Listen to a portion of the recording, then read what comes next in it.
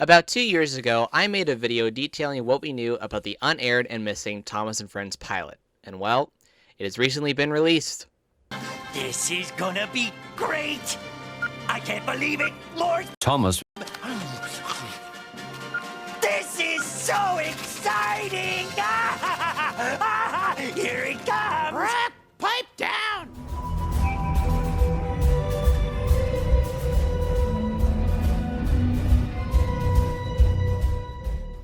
The Thomas and Friends pilot has been one of the biggest mysteries to the Thomas fandom. Aside from the missing coach, this was the holy grail the fandom wanted found and released. I went into detail about the pilot in a previous video, but now that it has been released, let's discuss how this happened and where we go now.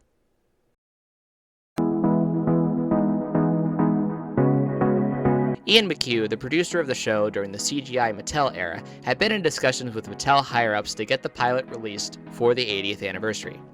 This has been knowledge for a while, as Nick Starwin discussed in their Missing Coach Saga videos, which I recommend checking out if you want to know more about that. After a few years of waiting for the 80th, it had been a bit of a joke that the pilot will release any day now, poking fun at waiting for it to come out eventually, and also all the gatekeepers holding on to material from the show. The release of many behind-the-scenes images and videos also added to this.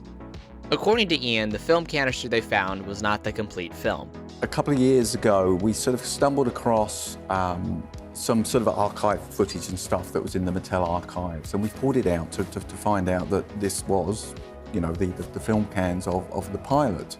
We opened it up. I would have loved for it to have been the complete film, ready to go, but it wasn't. It was film trims, there were elastic bands wrapped around, and it was in a poor condition. You know, we had to do a lot of work restoring it.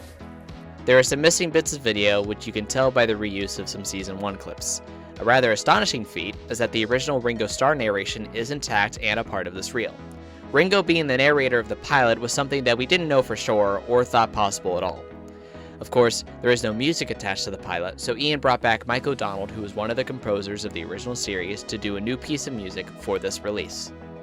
This release also marks the first proper HD 4K restoration of Thomas film.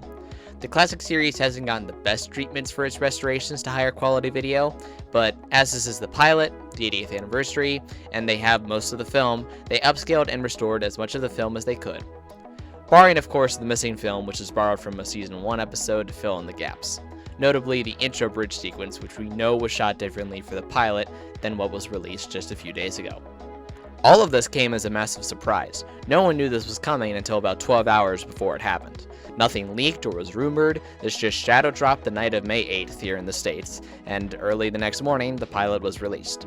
Funnily enough, before Mattel's actual planned time, accidentally by a news source. Now the question is, what's next? Not just for the pilot, but Thomas as a whole. Prop Store is right now auctioning off large lots of classic series props, and the new toys recently revealed at the New York Toy Fair will be hitting shelves in the coming months. And with All Engines Go ending this month, what will happen to the brand now? I don't have all the answers, but the likelihood is that Thomas will still be making toys and will carry on kind of as usual. However, whether there will be a show to accompany them, we'll have to wait and see.